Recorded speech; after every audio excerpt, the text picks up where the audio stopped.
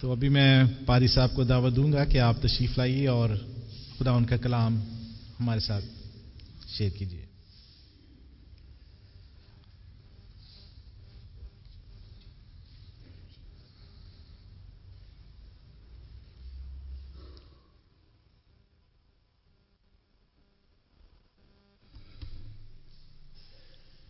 آج صبح میرے لیے بہت بڑا دن ہے کہ آج میں پھر ایک بار اس چرچ میں موجود ہوں جہاں پر میرا لڑکپن اور جوانی گزری. خان صاحب، یہ 50 سال پہلے کی بات ہے. 1972 میں میرے والد صاحب چونکہ کنٹرولر آف ملٹری اکاؤنٹس میں تھے اور ہر 3 سال کے ٹینیور کے بعد ٹرانسفر ہو جاتی تھی. فائنلی لاہور میں آ کر سیٹل ہوئے اور اس وقت کے پادری صاحب جو پادری ایڈگر ایم خان تھے، ان کا کلام سننے کے لیے وہ یہاں پر آئے اور پھر باقاعدہ ممبرشپ لے لی انہوں نے. اور اس ناطے سے میں پہلے کوائر میں اور پھر یوتھ گروپ میں شامل ہوا. اور یہ وہ وقت ہے جب کہ نولکھا چرچ کی 125 سالہ جوبلی بھی ہوئی اور اس میں کالج میں تھا ان دنوں میں، اور یوتھ گروپ کے ساتھ مل کر بہت سی تیاریاں کی، کوائر کے ساتھ مل کر بہت سے گیت تیار کیے، گائے. اور پھر اس چرچ کی بہت سی دیکھ بھال ہمارا یوتھ گروپ کرتا تھا. اور اس یوتھ گروپ میں چند ایک نام میں لینا چاہتا ہوں. مسٹر روس نذیر اللہ جو ابھی بھی اس چرچ کے ممبر ہیں، کینیڈا میں ہیں. اور پھر ایلڈر ڈیوڈ ایبل کے دونوں صاحبزادے سیسل ایبل اور جان ایبل، یہ میرے بڑے قریبی دوست تھے، لنگوٹیے یار تھے. اور پھر اس کے بعد اور بھی کچھ احباب تھے جو کہ یہاں پر ہم سب مل کر اس خدمت میں شامل ہوئے. اور اسی دور میں مسٹر ارنسٹ مل جو اب خداوند کے پاس ہیں، کوائر کے انچارج ہوتے تھے. اور اس کوائر کے 2 ہیرے جو یہاں پر مجھے نظر آ رہے ہیں، مسٹر یوسف اور ڈینیل، یہ دونوں صاحبان اس وقت بھی تھے. اور ہم جب کوائر کے طور پر جاتے تھے، جہاں بھی جاتے تھے، اس بات کی یہ گارنٹی تھی کہ نولکھا چرچ فرسٹ ٹرافی لے کر آئے گا. اور ایسا ہوتا تھا. اور خداوند کے نام کو جلال دیتے ہیں. اور کچھ ہمارے بزرگان تھے جو ایلڈر صاحبان تھے، ان میں مسٹر ونسنٹ مل مجھے یاد ہیں، مسٹر آر ایم گل صاحب، جی thank you, mister R M Gul صاحب ہوتے تھے بزرگ. اور پھر اس کے بعد میں قدرے نوجوان مسٹر مسز بہرام شاد، وہ بھی اس چرچ کے ممبر بنے اور وہ بھی اس میں سیشن میں آئے. مسٹر اینگلز جو ہمارے یوتھ گروپ کے، ای وی اینگلز ان کا پورا نام تھا، وہ ہمارے یوتھ گروپ کے کنوینر تھے، ایڈوائزر تھے، معاف کیجیے. سو اس طرح سے یہ سارے نام، میں کل رات کو میری آنکھ کھل گئی، میں یہ یاد کرتا رہا کہ صبح میں جا کر یہ باتیں بیان کروں گا. ان ساری باتوں کے ساتھ ساتھ خداوند کے نام کو جلال دینے کے لیے میرے نہایت محترم اور عزیز جناب جاوید حاکم خان صاحب اور ان کے بھائی، ہم سب لوگ یہاں پر تھے. اور اس وقت میرے نہایت ہی عزیز ہم خدمت بھائی، چھوٹے بھائی، میں بڑا ہوں، جناب پادری مجید ایبل صاحب، ڈاکٹر مجید ایبل صاحب یہاں موجود ہیں. میں آپ سب کا بہت شکر گزار ہوں، اور بالخصوص آپ تمام صاحبان کا، پادری صاحب بالخصوص آپ کا، کہ آپ نے مجھے یہ موقع دیا کہ آج میں آ کر آپ سب کے سامنے خداوند کے کلام میں سے چند باتیں خود بھی سیکھ سکوں اور آپ کے سامنے بھی رکھ سکوں.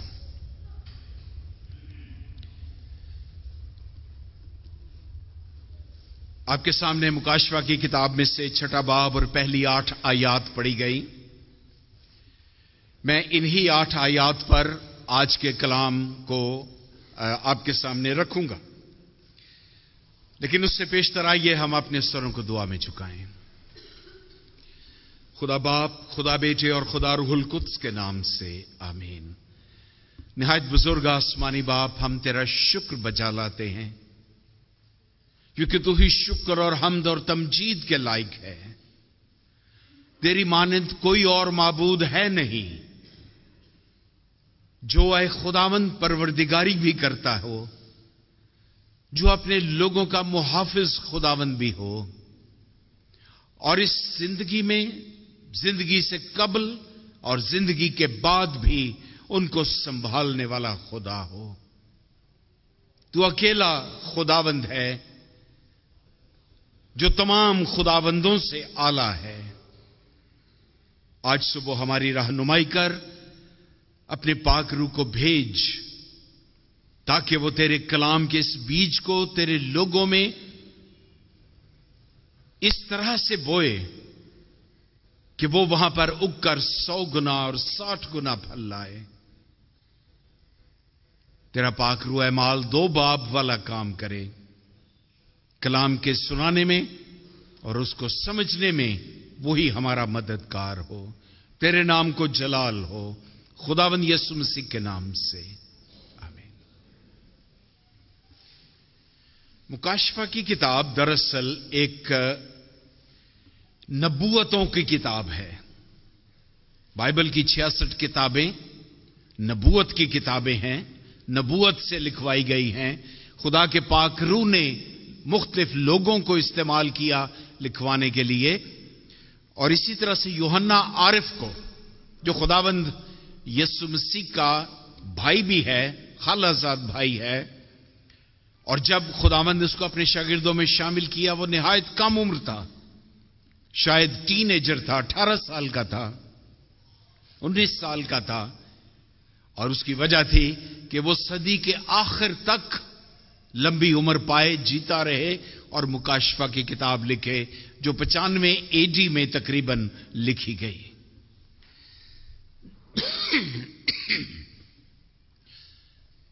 اس کتاب کو لکھوانے کا مقصد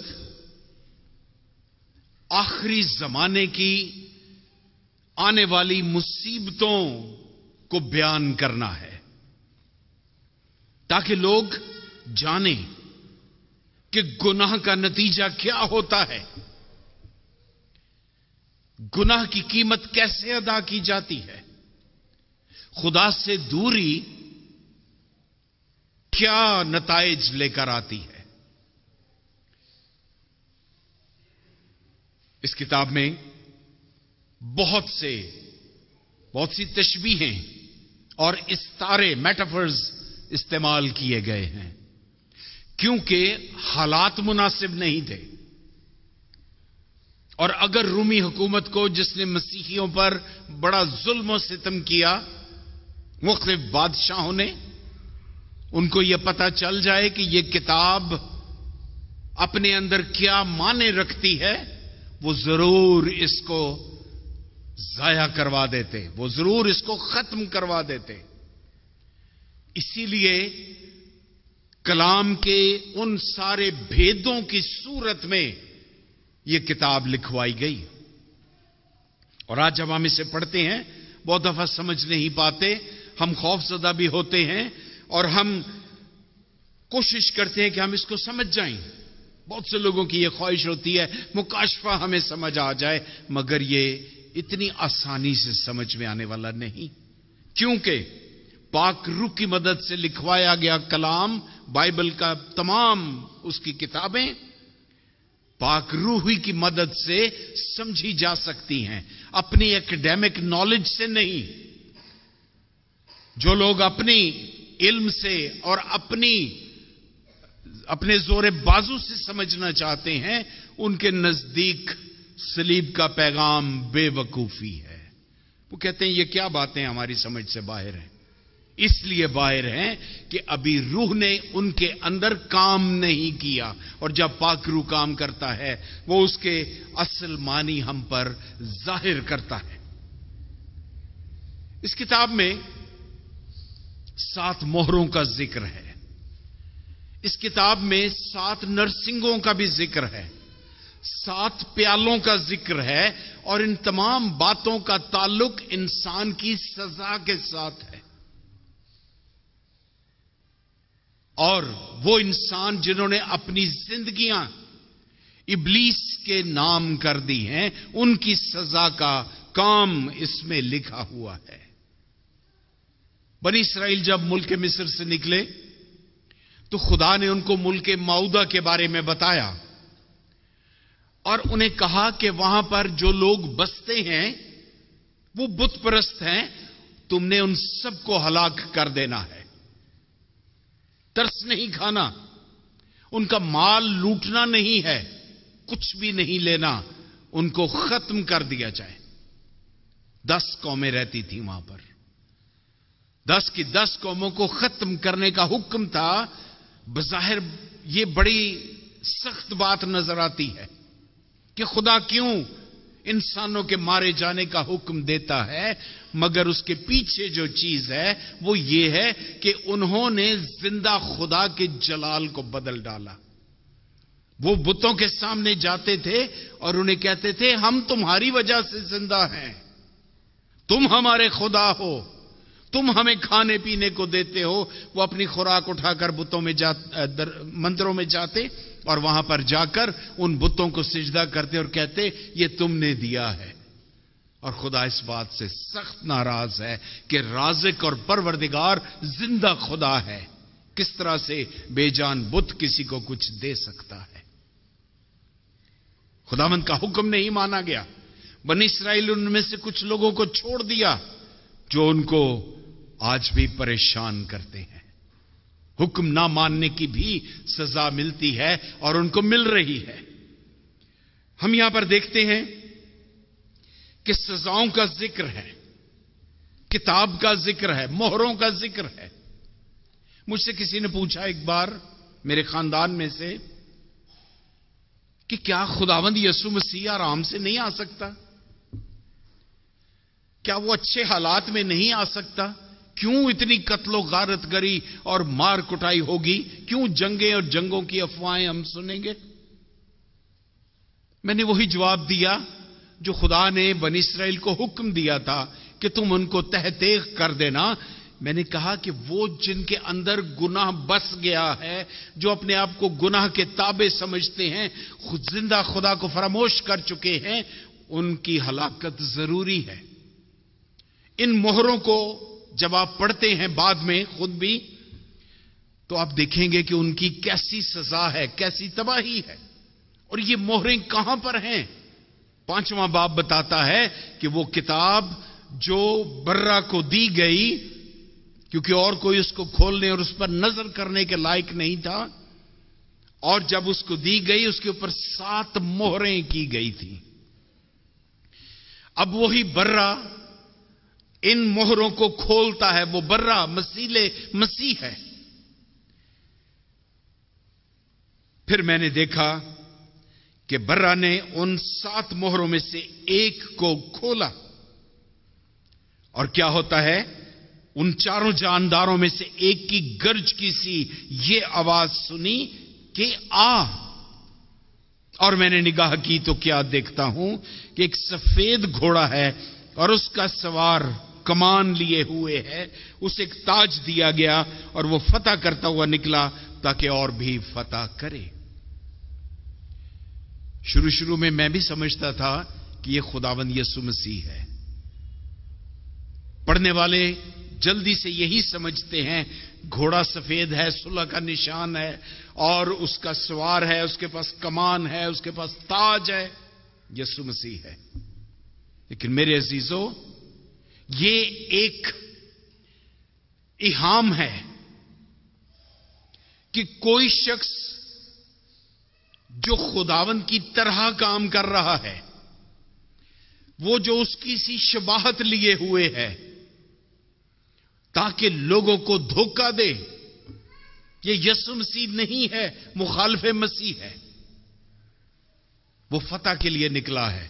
زیادہ سے زیادہ لوگوں کو اپنے ساتھ ملا لے، ہم نوا بنا لے. اور خدا نے اس کو موقع دیا ہے کہ وہ جائے اور جا کر لوگوں کو مائل کرے، اپنی جانب مائل کر لے. اور خدا کا روح کام کرتا ہے کہ لوگ خدا کی طرف مائل ہوں. ابلیس کے پاس موقع ہے، اس کی سزا مقرر ہے، وہ ابدی ہلاکت میں ڈالا جائے گا. مگر اب اس کے پاس موقع ہے، کھلا موقع ہے کہ وہ جو چاہے کرے، اور وہ جو چاہے کر رہا ہے.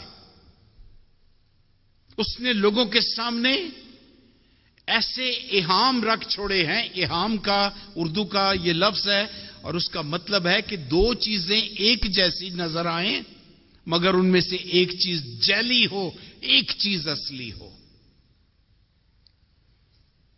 ابلیس خدا کا مقابلہ کر رہا ہے. اس کی خواہش ہے کہ لوگ اس کی بھی عبادت کریں جیسے خدا کی عبادت ہوتی ہے. اور اس مقصد کے لیے اس نے بت پرستوں کو کھڑا کیا. وہ لوگ جو اشدودی تھے، وہ جو ہتی تھے، وہ جو اور لوگ تھے، وہ سب کے سب پرانے عہد نامے میں مختلف بتوں کی سجدہ ان کو کرتے، ان کی عبادت کرتے تھے. اور دراصل وہ خوفناک بت، دراصل وہ خوفناک شکلیں رکھنے والے بدروہیں تھیں جن کو خدا نے آسمان سے گرایا تھا اس بڑی بغاوت کی وجہ سے جو لوسیفر نے کی، اور اس کے ساتھ ان روحوں کو بھی گرا دیا. ان سے وہ اختیار چھین لیا گیا، ان سے وہ خوبصورتی چھین لی گئی. جب سچائی چھن جاتی ہے میرے عزیزو تو خوبصورتی بھی چھن جاتی ہے. جب ہمارے اندر جھوٹ اور ابلیسی سوچیں آ جاتی ہیں، ہم بدصورت ہو جاتے ہیں، ہماری شخصیت مسخ ہو جاتی ہے. یہ وہ ہیں، اس کو موقع دیا گیا ہے کہ وہ فتح کر لے، اور اس نے بہت سے لوگوں کو فتح کر لیا.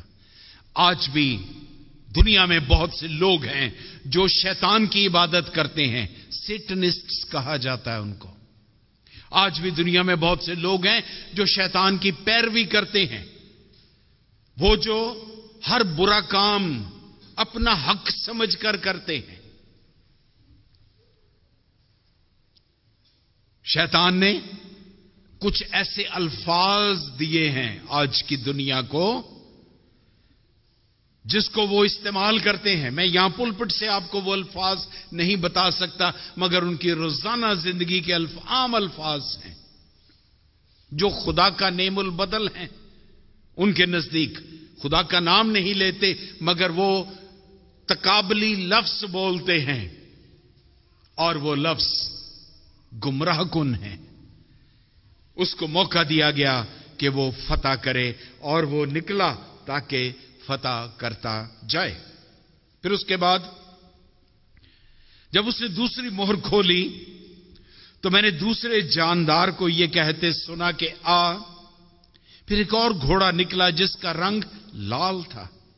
اس کے سوار کو یہ اختیار دیا گیا کہ وہ زمین پر سے صلح اٹھا لے تاکہ لوگ ایک دوسرے کو قتل کریں، اور اسے ایک بڑی تلوار دی گئی. دوسرا سوار آتا ہے، اس کے گھوڑے کا رنگ سرخ ہے. سرخ رنگ خون کا نشان ہے، اور وہ تلوار لیے ہوئے ہے. اس کے پاس تلوار ہے، بڑی تلوار ہے، اور اس بڑی تلوار کو لے کر اپنے اختیار کو استعمال کرتا ہے کہ زمین پر سے صلح اٹھا لے. آج ہم کیا دیکھتے اور کیا سنتے ہیں؟ آپ اپنے خاندان کے بیچ میں بیٹھ کر ٹیلی ویژن پر خبریں بھی نہیں سن سکتے. اس قدر اندوہناک خبریں آتی ہیں، اتنی تفصیل کے ساتھ آتی ہیں، ایسی خبریں آتی ہیں جن کو سن کر انسان دہل جاتا ہے.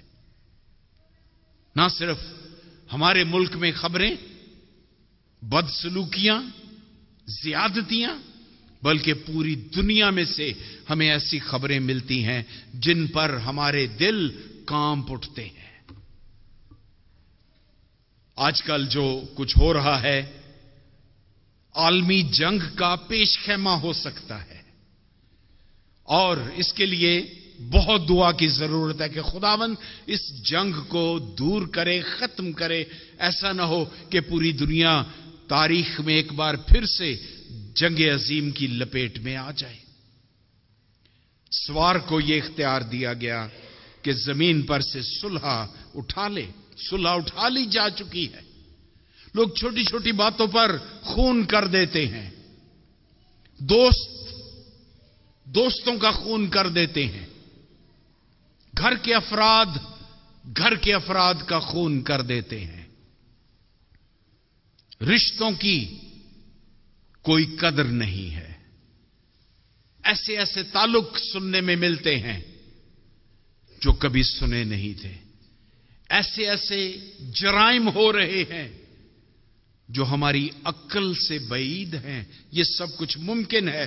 صلح ختم ہو چکی ہے، اٹھائی جا چکی ہے تاکہ لوگ ایک دوسرے کو قتل کریں۔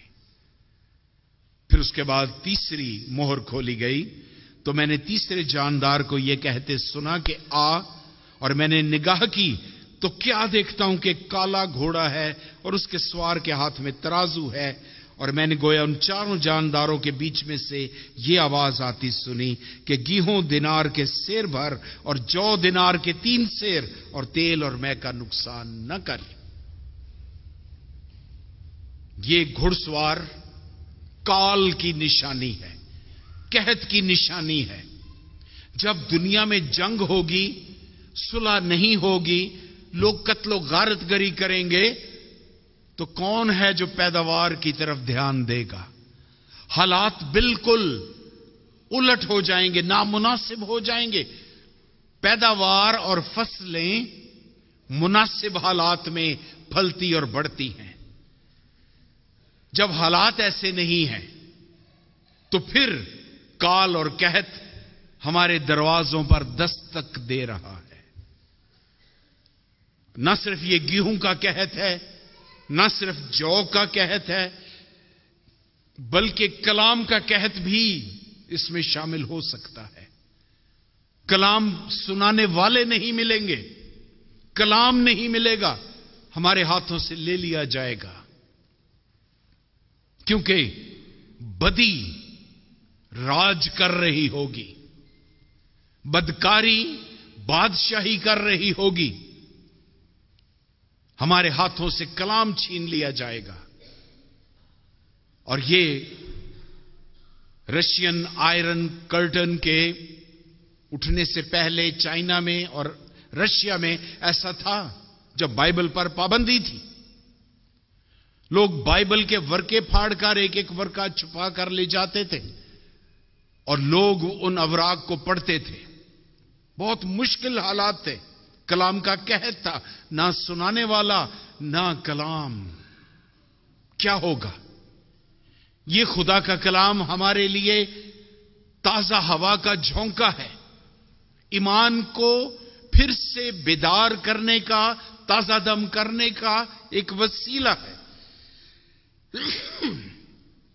اور اگر یہ ہمارے پاس نہ ہو، آج ہم شاید اتنی قدر نہیں کرتے۔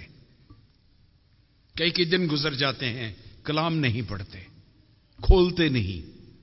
لیکن اگر خدا نخواستہ یہ ہمارے پاس نہ ہو، پھر اس روحانی دکھ کو اپنی آنکھوں کے سامنے لائیں۔ خدا کا کلام برکت کا باعث ہے، مگر وہ وقت آتا ہے اس کال اور قحط کے ساتھ ساتھ کلام کا قحط بھی پڑ سکتا ہے۔ ہمیں آج اس کے لیے تیاری کرنی ہے۔ چوتھی مہر جب کھولی گئی تو میں نے چوتھے جاندار کو یہ کہتے سنا کہ آ، اور میں نے نگاہ کی تو کیا دیکھتا ہوں کہ ایک زرد سا گھوڑا ہے۔ یہ کلرز جو ہیں، یہ رنگ جو ہیں، یہ اپنے اندر اپنی حقیقت کو پیش کرتے ہیں۔ انسان کا رنگ اس وقت زرد ہوتا ہے جب اس کے اندر خون کی کمی ہو جائے اور اکثر و بیشتر مرنے سے پہلے بیماریوں کی وجہ سے، دوائیوں کے ری ایکشن کی وجہ سے انسان کا رنگ زرد ہو جاتا ہے، اور سمجھنے والے سمجھ لیتے ہیں کہ اس کا آخری وقت قریب ہے۔ زرد سوار کا یہ دور ہے۔ میرے عزیزو، یاد رکھیں، آج کا جو دور ہے یہ زرد سوار کا دور ہے، اور اس دور میں موت بہت سستی ہے۔ یہ موت حادثات کی بنا پر بھی واقع ہو جاتی ہے، بیٹھے بٹھائے بھی ہو جاتی ہے۔ شوگر لیول لو ہو گیا تو انسان گیا، سوتے میں ہو جاتی ہے، یہ موت واقع ہو جاتی ہے۔ ہر لحاظ سے جو خدا نے انسان کے لیے مقرر کیا ہے، اور یہ دور زرد سوار کا دور ہے، آپ کو احتیاط کرنی ہے، اور نہ صرف جسمانی موت بلکہ روحانی موت بھی بہت آسانی سے مل جاتی ہے۔ جب ہماری روحانیت کچلی جاتی ہے، مر جاتی ہے، روحانی موت خدا سے دوری کا نام ہے، روحانی موت نیکی اور سچائی سے دوری کا نام ہے، روحانی موت خدا کو چھوڑ دینے کا نام ہے، اس کو ترک کر دینے کا نام ہے۔ زرد سوار صرف جسمانی موت لے کر نہیں آیا، وہ روحانی موت بھی لے کر آتا ہے۔ آج کے دور میں کتنے لوگ ہیں جو اس کلام کی الف بے سے واقف نہیں ہیں۔ خدا سے دوری، کلام سے دوری بالآخر ہمارے لیے روحانی موت کا باعث بن جاتی ہے، اور اس کے سوار کا نام موت ہے۔ عالمی ارواح اس کے پیچھے پیچھے ہے تاکہ مرنے والوں کو سنبھالے، اور ان کو چوتھائی زمین پر یہ اختیار دیا گیا کہ تلوار اور کال اور وبا اور زمین کے درندوں سے لوگوں کو ہلاک کریں۔ میں نے شروع میں عرض کیا، 7 مہریں، 7 نرسنگے اور 7 پیالے اس کتاب میں خصوصیت کے ساتھ ہمارے سامنے آتے ہیں۔ ان سب کا مقصد ایسے لوگوں کو سزا دینا ہے جو دوسروں سے ان کی جسمانی زندگی، ان کی روحانی زندگی چھین لینا چاہتے ہیں۔ وہ جو ان کو خدا سے دور کر دینا چاہتے ہیں، سچائی کی راہ سے ہٹا کر ملتی جلتی دوسری سڑک پر لے جاتے ہیں، جو کہ ایک اہام ہے، جو کہ ان کے سامنے ملتی جلتی سڑک ہے، مگر اس کے انتہا میں موت کی راہیں ہیں۔ کلام کہتا ہے زندگی کا راستہ خداوند نے کہا کہ تنگ ہے، سکڑا ہے، اس پر چلنے والے تھوڑے ہیں، اس پر چلنے کی قیمت ادا کی جاتی ہے، مصیبتیں ہیں، مگر وہی راستہ خداوند کی طرف لے کر جاتا ہے۔ یہ سب کچھ جو ہو رہا ہے اس کے آخر میں لکھا ہے، اور زمین کے درندوں سے لوگوں کو ہلاک کرے۔ کال، وبا اور یہ بیماریاں اور لڑائیوں کی افواہیں، خدا یسوع مسیح نے بڑی تفصیل کے ساتھ آخری زمانے کے ان نشانات کو ہم پر ظاہر کیا ہے، مگر یہاں پر ہمیں وہ پورے ہوتے نظر آتے ہیں۔ زمین کے درندوں سے، درندے تو جنگل میں ہوتے ہیں، جنگلی درندے کہلاتے ہیں۔ زمین کے درندے کون ہیں؟ زمین کے درندے درندہ صفت انسان ہیں، ان کے ذریعے سے بھی انسان کو ہلاک کیا جائے گا، ایماندار کو ہلاک کیا جائے گا۔ یہ وہ لوگ ہیں جو بڑی آسانی سے برانگیختہ ہو جاتے ہیں، یہ وہ لوگ ہیں جو بڑی جلدی سے انسٹیگیٹ ہو جاتے ہیں، ایک دم سے اشتعال میں آ جاتے ہیں۔ زمین کے درندے وہ ہیں جو اس حیوان کی پرستش کرتے ہیں جو شیطان ہے، اور اس کے پیروکار خدا کے لوگوں کو ہلاک کرنے کے در پہ ہیں۔ ان لوگوں کا ہلاک ہونا بہت ضروری ہے. یسوع مسیح کے آنے سے پیشتر یہ جو کائنات ہے جس میں گناہ موجود ہے، یہ جو دل ہیں، یہ سارے لوگ ہیں جنہوں نے خدا کو چھوڑ دیا، رد کر دیا، شیطان کے پیچھے چل پڑے، ان کا ہلاک ہونا ضروری ہے تاکہ نئے یروشلم میں، نئے آسمان اور نئی زمین پر ان لوگوں کا سایہ تک نہ پڑے. خدا چاہتا ہے کہ ہمیشہ کی زندگی جس کے لیے اس نے انسان کو بنایا. یاد رکھیں میرے عزیزو، خدا نے انسان کو مرنے کے لیے نہیں بنایا تھا.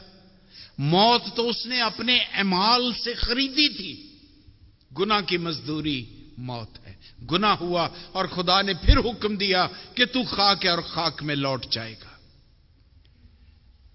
وہ سلسلہ جو ہمیشہ کی زندگی تھا وہاں پر ٹوٹ گیا اور پھر وہ زندگی شروع ہوئی جس کے انجام پر موت کھڑی راہ دیکھتی ہے.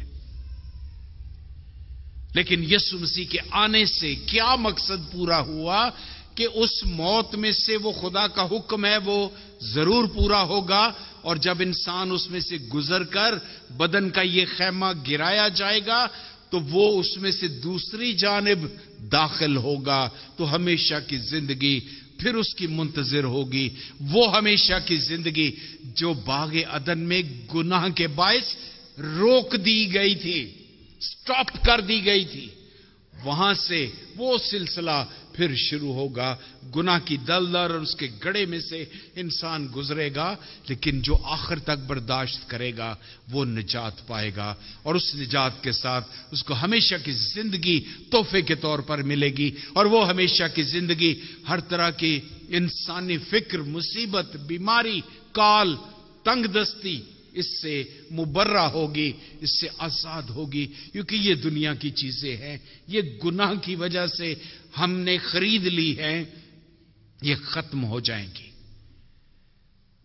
یہ چاروں سوار انسان کے لیے کوئی اچھی خبر لے کر نہیں آئے. انہوں نے انسان پر موت کو طاری کرنا چاہا، مگر یسوع ہمیشہ کی زندگی لے کر موجود ہے، زندگی کا تاج لے کر موجود ہے، تاکہ وہ ان لوگوں کو جو کامیاب ہو کر آئے ہیں، جو دکھوں اور مصیبتوں کی کھکھیڑ اٹھاتے اٹھاتے تھکے نہیں ہیں، اس کے پاس پہنچے ہیں، وہ ان کو ہمیشہ کی زندگی دے. اور پھر اس کے بعد 5ویں، 6ٹھی اور 7ویں مہر پھر کبھی خدا کو ممکن ہوا تو اس پر غور کریں گے، لیکن 4تھی مہر تک آج کے حالات موجود ہیں. خدا من چاہتا ہے کہ آج صبح ہم ان باتوں پر غور کریں اور دوسری طرف کھڑے یسوع کو دیکھیں، جس کے پاس ہمیشہ کی زندگی ہے، جس کے پاس اپنے لوگوں کو دینے کے لیے اجر موجود ہے، ان کو پہنانے کے لیے زندگی کا تاج موجود ہے، ان کو سنانے کے لیے ایک بڑی خوشی کی بشارت موجود ہے. ان کو اپنے پاس وہ رکھنا چاہتا ہے. اس نے کہا جہاں میں ہوں وہاں تم بھی ہو، اور وہ اپنے باپ کے گھر میں ہمارے لیے جگہ تیار کرنے گیا ہے. کیا ہم اس جگہ کو لینے کے اہل بن سکتے ہیں؟ ضرور بن سکتے ہیں، بشرطے کہ ہم اس بات کا عہد کر لیں. اس دنیا میں ہم بڑی تگدو کرتے ہیں، لیکن میرے عزیزو ہمیں خداوند کے لیے بھی کچھ حصہ مخصوص کرنا ہے. اپنے بدن کی طاقت کا، اپنے دماغ کی صلاحیت کا، اپنی سوچ میں سے، اپنے خیال میں سے خداوند کا حصہ دہیکی نکالنی ہے. تب جا کر ہم خداوند کے مقبول ٹھہریں گے. میرے عزیزو خداوند آپ سب کو برکت بخشے، اور یہ بخشے کہ ہم اپنی زندگی میں سے خداوند کے لیے وقت نکالیں، ان باتوں پر غور کریں جو ہمیں یاد دہانی کرواتی ہیں کہ سب کچھ اچھا نہیں ہے، ہمیں کچھ بہتری کی طرف مزید بڑھنا ہے. آئیے اپنے سروں کو جھکائیں اور دعا کریں. تیرا شکر کرتے ہیں خداوند، تیرا کلام ان مصیبتوں اور تکلیفوں اور دکھوں کی خبر ہمیں دیتا ہے. اور اے خداوند باپ، ہم اس بات کے لیے بھی شکر کرتے ہیں کہ تو ہمیں قوت دیتا ہے کہ ان مصیبتوں پر غالب آئیں۔ خداوند خدا، ہم تجھ سے التجا کرتے ہیں کہ تو ہمارے لیے ہمیشہ کی زندگی کا حکم جاری فرما، اور اے خداوند تو ہمیں کامیاب ہونے کا فضل دے، گناہ کے برخلاف کامیابی بخش دے، اور اے خداوند باپ ابلیس کے خلاف ہمیں کامیابی بخش دے، اپنے نام کو جلال دے۔ تیرا نام اے خداوند ہمیشہ جلال پائے ہماری زندگیوں میں، ہماری کلیسیاؤں میں اور اس دنیا میں۔ اگر شیطان بہت زیادہ ایکٹیولی کام کرتا ہے تو کاش کہ خداوند تیرے لوگ بھی اسی طرح سے بڑی ہوش مندی کے ساتھ کام کریں تاکہ ابلیس کا مقابلہ کریں، اور کلام فرماتا ہے کہ ابلیس کا مقابلہ کرو تو وہ تم سے بھاگ جائے گا۔ ہمیں فضل دے خداوند کہ تیرے نام کو مبارک کہنے والوں میں شامل ہوں، یسوع کے نام سے۔